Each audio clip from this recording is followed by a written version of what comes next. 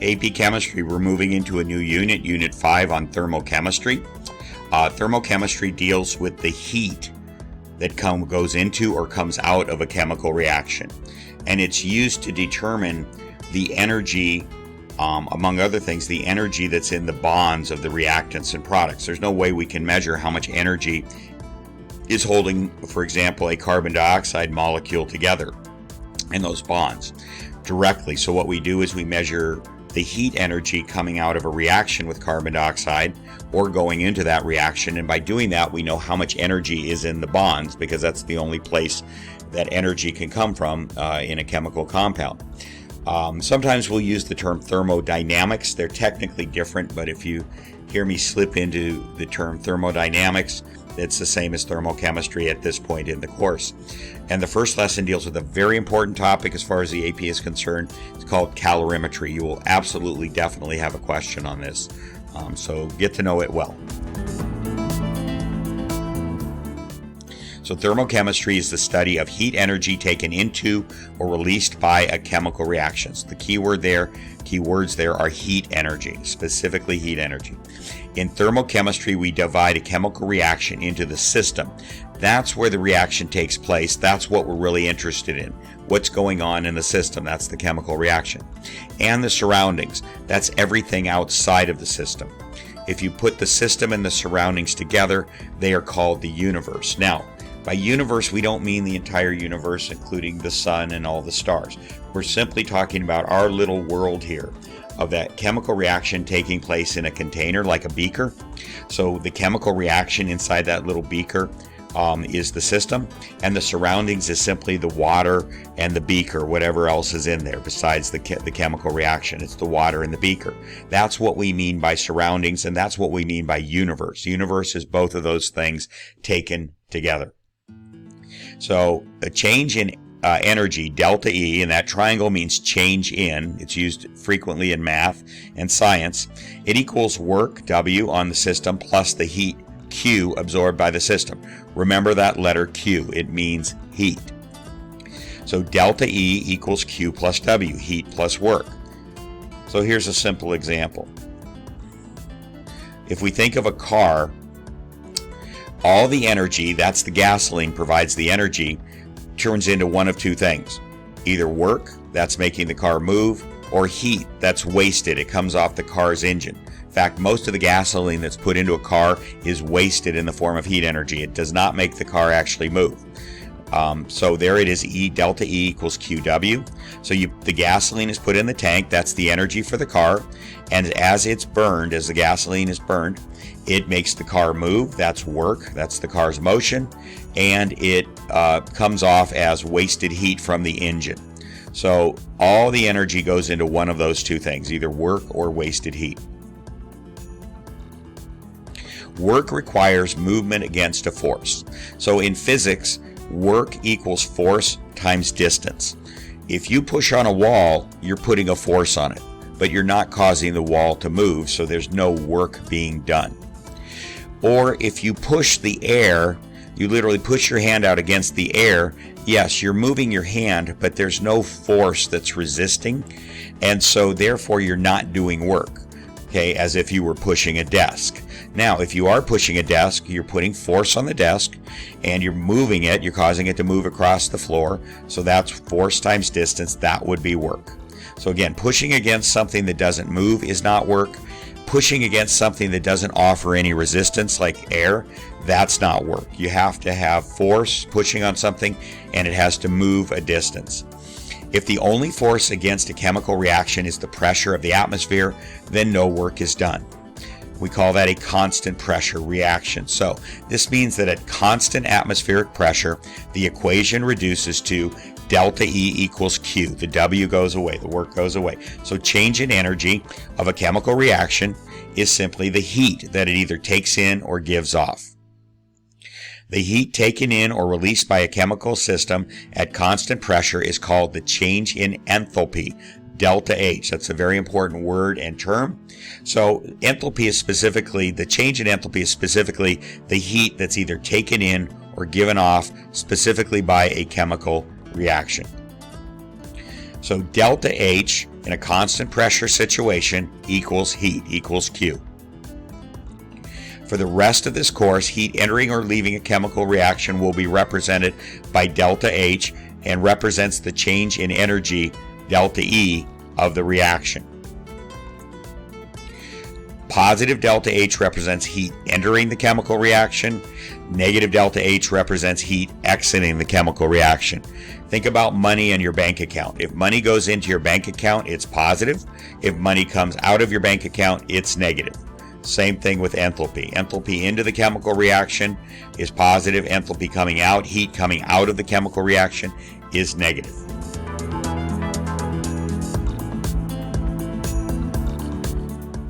For the rest of the course, heat entering or leaving a chemical reaction will be represented by delta H. An endothermic process is when heat enters the reaction and is shown as a positive delta H. An exothermic process is when heat leaves the reaction and is shown as negative delta H. So just remember, endo sounds like in, endo, it means it's going in, the heat's going in. Exo sounds like an exit sign at a door, it means you can go out, so exothermic is heat going out. Remember that money into your bank account is positive and money withdrawn from your bank account is negative. The heat leaving the reaction system equals the heat entering the surroundings. So we'll talk about that a little bit more with a diagram. So negative Q of the system equals positive Q of the surroundings.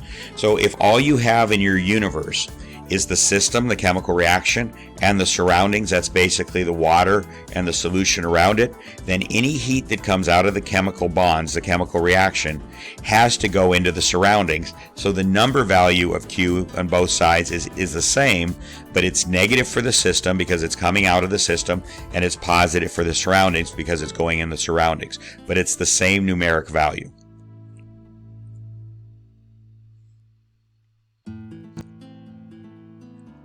Temperature is the average kinetic energy of the molecules. This translates to meaning that higher temperature increases the speed of the molecules, and temperature is measured in Kelvin or centigrade.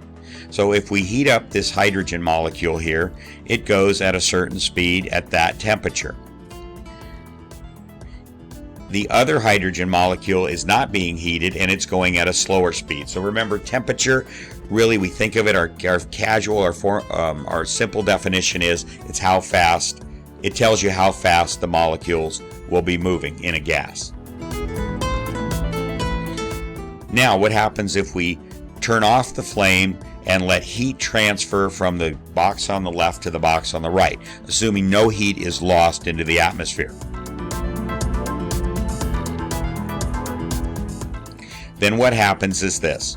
The temperatures eventually equalize so that the kinetic energy in both of the molecules in both boxes is the same. So temperature is the internal kinetic energy of a substance. Heat is the transfer of energy between two objects with different temperatures from higher temperature to lower temperature until the temperatures of both objects equalize. And heat is measured in joules or calories. Let's see another example of that. So here you have two blocks. The hotter one in red is 400 Kelvin. The cooler one in blue is 300 Kelvin. So watch the color change as this happens. So the summary of the differences between temperature and heat. Here are two identical blocks at two different temperatures. So now we allow heat to flow from the hotter one to the cooler one. And you'll notice the cooler one is starting to get warmer. And over on the left, the hotter one is starting to get cooler. So what you'll end up with is the colors will be the same at the end. In other words, the internal energy of both will end up being the same. So the temperatures will equalize.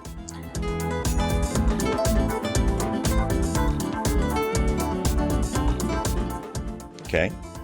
So now they're both 350 degrees in this example. They've equalized the temperatures. So temperature is the internal kinetic energy of the particles in an object. So it's simply the particles inside that box right there. Heat is the transfer of thermal energy, that's heat energy, between objects of different temperatures. So just think of it that temperature is internal, heat is external. Temperature is what happens inside the object, the kinetic energy of the particles, the molecules, atoms, and heat is the transfer of some of that energy to a different object. It could be the atmosphere, the other object could be simply be the air, but it goes outside of the initial object, the beginning object over there on the left, and it makes the temperature, it changes the temperature. So it's the transfer of thermal energy between objects of different temperatures. There are many kinds of energy: mechanical, throwing a ball, electromagnetic, sound, light, heat, and others. For our purposes, the only kind of energy involved in a chemical reaction is heat energy. It's the only thing we'll be talking about here. So key point, the heat energy absorbed or released in a chemical reaction is the same as the energy stored into or released from the chemical bonds of the reactants and the products. In other words, when you have a chemical reaction, that reaction is going to either take in heat or release heat. And the only place that energy can come from, that heat energy can come from, is the chemical bonds breaking and being reformed in the chemical reaction. So if we can measure the amount of heat energy, we know how much energy is in the chemical bonds, is being absorbed or released in the chemical bonds of those compounds that are part of the chemical reaction. Specific heat is a measure of how much heat a substance will gain or lose when the temperature changes. Specific heat is specific to each substance. So for example, water has a specific heat of 4.18 joules per gram centigrade. So what does that unit mean? Joules is a measure of energy. So it's how much heat energy it will give off per grams of substance. So it matters how much mass of the substance you have. And centigrade is the change in the temperature. That's the change in the temperature that's going to cause the heat to either go in or come out. The formula for the relation between heat and temperature is Q, which is heat, equals the mass of the substance times the specific heat of the substance times the change in temperature. So what it gives us is it takes temperature, which we can measure with something called a thermometer that everyone's familiar with, and figure out how much heat we have, which we can't measure. There's really no device to measure heat directly.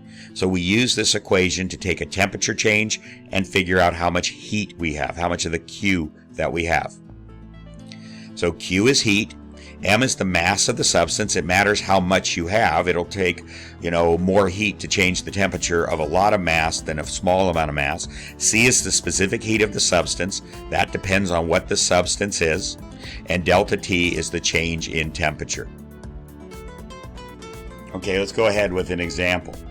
Water has a specific heat of 4.18 joules per gram centigrade, and iron has a specific heat of 0.45 joules per gram centigrade. How much will the temperature of each substance change if 2,000 joules of heat energy is absorbed by each substance using a 50-gram sample of each? So first solve the equation for delta T. So delta T equals Q over MC. So heat divided by mass divided by specific heat. So for water, it would be 2,000 joules divided by 50 divided by its specific heat, which is 4.18. And when you do that, you get about 10 degrees centigrade. Okay, we're just using some round numbers here. Now for iron. Iron would be 2,000 joules, the same amount of heat, the same mass, 50 grams, but it has a specific heat of 0.45. So when you do the math on that, you get about 90 degrees centigrade.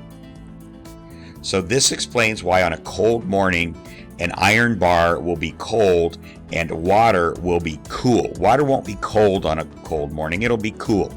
But the iron bar that you touch at school, for example, will be very cold. Later in the hot afternoon sun, the iron will be very hot and the water will be warm. So the higher specific heat of water means it can absorb a lot of heat without changing temperature much. Okay, so again, the iron bar's temperature, for the same amount of heat being put into it, the iron will get a lot hotter, will change its temperature quite a bit, and you've all experienced that touching a hot iron bar. Okay, whereas the water doesn't change temperature very much. So that's an example of specific heat. So I'm going to review the 4 different types of processes that we're going to use for thermochemistry here. The first and most important that we're going to deal with today is calorimetry. So that's heat is released by a reaction into water. The temperature of the water is measured, and the equation Q equals mc delta T is used to determine the heat energy. There are two types of calorimetry. Constant pressure calorimetry, where no work is done because the chemical reaction is working against only the atmosphere, so no work is done, and that means all energy is in the form of heat. And that's also known as coffee cup calorimetry. Constant volume calorimetry, and that's a more explosive, volatile type of process, and that's called bomb calorimetry. Hess's law. Hess's law determines the unknown enthalpy of a chemical reaction by combining other reactions with known enthalpies. It's kind of like doing algebra, simultaneous equations with chemistry. You'll see how that works when we get to that. Enthalpy of formation. The enthalpy of a compound is computed by using the enthalpy of the elements from which it is made using the equation. And anyway, what it means is you use the enthalpies to make, say, carbon dioxide, for example. How much energy does it take to make a carbon dioxide molecule from carbon and oxygen? And the amount of energy is then used to figure out the energy of an entire reaction. Again, it'll make more sense when we get to it. Finally, bond energies. Bond energies of various bonds, like a carbon-hydrogen bond or a hydrogen-oxygen bond, have been measured. They're well known. And the energy released by each bond in the products minus the energy absorbed to break each bond in the reactants will give you the overall reaction of the chemical reaction, the overall energy, rather, of the chemical reaction. So calorimetry is a process where the heat of a chemical reaction is released into a container of water. The temperature change in the water can be used to calculate the amount of heat. You do that using the formula Q equals mc delta T. This is the amount of energy released or absorbed by the chemical reaction. Constant pressure calorimetry, also called coffee cup calorimetry, is carried out in a container open to the atmosphere. This means that the process always maintains the pressure of the atmosphere of the room. That's constant pressure.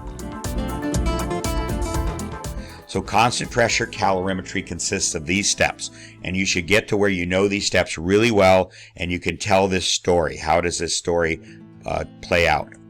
So we will dissolve a package of sodium hydroxide, that's NaOH, in water. Step 1, dissolve the NaOH in water by the reaction. It's a simple decomposition reaction. And so that's NaOH produces sodium ions, Na+, and hydroxide ions, OH-. So those were ionically bonded together when they were dry, but when you put them in water, they come apart, they dissolve. In this reaction, the system is the reaction of NaOH dissolving in water is the system. This is what we are studying. That's what we're interested in. The surroundings is the solution of the solution is the surroundings. So let's be clear what it is. The system is not the sodium hydroxide or the water. It's the chemical bonds. It's the energy, bond energy, that's holding the sodium and hydroxide together, which eventually breaks apart. The solution is the water, but it's also the sodium ions and the hydroxide ions. They're going to absorb heat as well. So they're considered part of the surroundings. So the surroundings is the solution of the water and the sodium ions and the hydroxide ions all mixed together. The system, the important thing, the thing we're really interested in, is the chemical bonds holding the sodium and hydroxides together. Constant pressure calorimetry consists of these steps. Step 2, this chemical reaction releases heat into the water. And you'll experience that when we do this in the lab. But we do not have a way to directly measure heat. There's no device to measure Q, heat.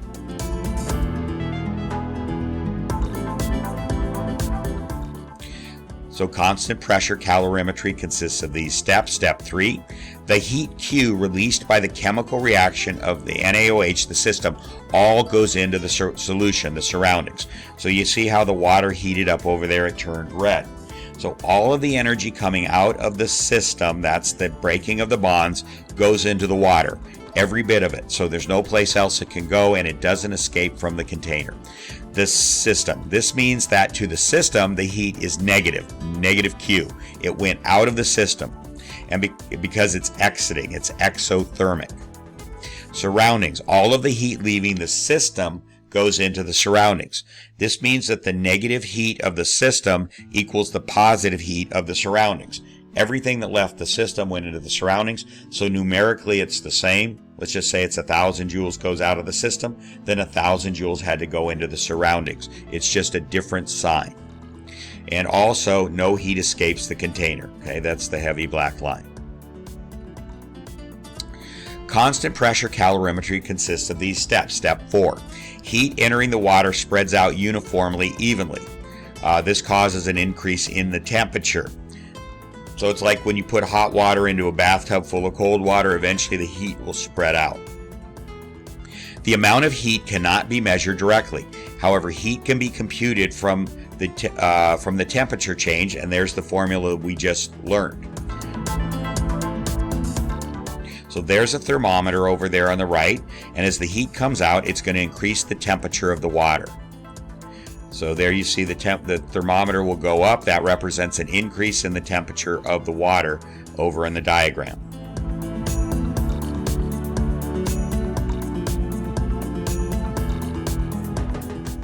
Constant pressure calorimetry consists of these steps. Step 5. This is what we know about the reaction. All heat entering the solution, the surroundings, is equal and opposite to the heat leaving the system, the reaction. All of the energy exiting the system is in the form of heat. There's no other way that energy comes out of those chemical bonds. It doesn't come out as light or mechanical energy or sound or anything else. It's all coming out as heat. So conclusion, the heat computed represents the total energy change of the reaction. And note, in an actual calorimetry experiment, the NaOH would be spread throughout the solution, not in a single central location. It's just like when you dissolve salt in water, the salt is all throughout the water, so would the sodium hydroxide would also be all throughout the solution. It's just we're putting it in one location there visually just so you understand the concept. So let's go on with an actual example. Dissolving 6 grams of calcium chloride in 300 milliliters of water, the temperature of the solution causes the temperature of the solution to increase by 3.43 degrees centigrade. Assuming the specific heat of the solution is 4.18 joules per degree centigrade, or per gram centigrade, and assuming the calorimeter absorbs no significant amount of heat, determine the delta H, that's the heat, the enthalpy, for the reaction. So there's the decomposition reaction. Calcium chloride dissolves into a calcium ion and 2 chloride ions. It doesn't dissolve into a Cl2 molecule. That's only with gases. So what you would have in this is a calcium ion, a chloride ion, and a second chloride ion would be in the solution. Now, an important relationship to remember for water only is that 1 milliliter of water, that's amount of volume, equals 1 gram of water. Okay, so in other words, you're converting volume to mass. That one-to-one relationship only exists for water. So the system is the reaction of the calcium chloride dissolving in the water, and this is what we're studying. That's what we're really interested in, is the energy in the chemical bonds. Surroundings, the solution is the surroundings. This is both the mass of the water and the mass of the calcium chloride. Now let's go back and let's kind of go through this question. So you have 6 grams of calcium chloride. You have 300 milliliters of water, but each milliliter equals a gram. 1 milliliter equals 1 gram. So you have 300 grams of water. So the total amount of the solution is going to be the 6 plus the 300 is going to be 306 grams of total solution, the two of them mixed together. Okay, let's go on. Of the water causes the temperature of the solution to increase by 3.43 degrees centigrade. Now remember that a degree on the centigrade scale is exactly the same as a degree on the Kelvin scale. In other words, to go from freezing point of water to the boiling point of water on the centigrade scale is 0 to 100. That's a difference of 100 degrees. To go from the freezing point of water to the boiling point of water on the Kelvin scale is going from 273 to 373. That's also 100 degrees. So a degree on both scales is the same amount of temperature change. Now, assuming the specific heat of the solution is 4.18 joules per gram centigrade, and that is the specific heat for water, you can look it up anywhere. And assuming that the calorimeter absorbs no significant amount of heat, so you're not losing any heat. Your system and your surroundings are containing all of the heat. Determine the delta H for the reaction. So let's go on through this. So there's the reaction again. So all of the energy given off in the reaction, the system, enters the water, the surroundings, as heat. Positive Q. And you see that the water's warming up and that the thermometer went up, so the temperature increased. This is the amount of heat that is exiting the system, the reaction, into the surroundings, negative Q. So however much heat went into the surroundings, that's the water and the calcium chloride ions together. That's how much heat had to come out of the chemical bonds of the system, of the calcium chloride when it broke up. So the surroundings is the mass of the water plus the calcium chloride, actually broken up into ions. So negative Q heat of the system, heat coming out of the system, equals positive Q heat entering the surroundings. Okay, so the amount of heat cannot be measured directly. However, heat can be computed from the temperature change, and there's the formula that we learned. So there it is. So study those numbers, be sure you understand them. The total mass of the surroundings is 300 grams of water plus 6 grams of calcium chloride. The specific heat C of water is 4.18. The temperature change is 3.14 centigrade. And when you mash all those numbers together, you get a heat energy, remember heat is a form of energy, of 4,387 joules. So the surroundings is the mass of the water and the CaCl combined. Okay, so the Q of the surroundings, it gained 4,387 joules of heat. The system lost 4,387 joules of heat. So the energy Q of the system, negative 4,387 joules, comes from the 6 grams of calcium chloride, not the water. So this is a little bit of a tricky concept. When you wanted to compute the heat going into the surroundings, you had to use the mass of the surroundings. What was that? 300 grams of water plus 6 grams of calcium chloride. Okay? And you had 4,387 joules going into that mass. Now you want to know what is the heat coming out of the system. It's the same amount of heat, but with an opposite sign, a negative sign. But the mass of the system is only the calcium chloride. All of the heat comes out of the calcium chloride. Heat does not come out of the water. The water basically absorbs it. It catches the heat, but it does not produce the heat. The only thing producing the heat is the calcium chloride. Therefore, the energy of the system is the negative 4,387 joules, but it comes from 6 grams of calcium chloride, not from the entire calcium chloride in water solution, only from the calcium chloride. So that's going to affect our next calculation. So to find the molar heat of reaction, which is how much heat we get per mole of our substance, per mole of CaCl2, in other words, 6.022 times 10 to the 23rd of those CaCl2 molecules, that's going to tell us our molar heat of reaction. So we have to use 6 grams for the calcium chloride to compute that. So the molar mass of calcium chloride is 110.98 grams per mole. And the Q of the system is negative 4387 joules for every 6 grams of calcium chloride. You got 4,387 joules of heat out of those 6 grams of calcium chloride. But now we want to figure out how many joules per mole, so it's simply a molar mass conversion. So the grams cancel out and you end up with joules per mole over on the right. So it's 81,144 joules per mole of energy will come out of calcium chloride being dissolved in water. Or it's often expressed in kilojoules, so it would be 81.1 kilojoules per mole. Right there. Okay, now we're going to spend a couple of slides talking about constant volume or bomb calorimetry. So constant volume calorimetry, also called bomb calorimetry, involves the combustion of a material it should be just in a container there. So if you look at the diagram, there's actually a container there that's holding CH4 methane. Okay, it's not spread out through the solution like the calcium chloride was in the last example, where it's really spread out. We showed it as a picture being in the middle, but it really isn't. It's really spread out. Okay, so what happens? So you have something volatile that's combustible, like methane, CH4, in this little chamber in the middle of the water. And you have an igniter. It basically sends a spark down there, and it causes the CH4 to explode. That's why it's called bomb calorimetry.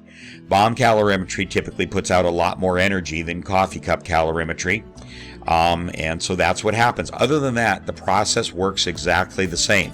You have heat going out into the water. It causes the temperature to increase. And then you use the formula Q equals MC delta T to figure out how much heat came into the water. And then that's how much heat came out of the methane, the CH4. So the process is known as bomb calorimetry because it literally involves a combustion or explosion of a material. This is often a hydrocarbon such as methane.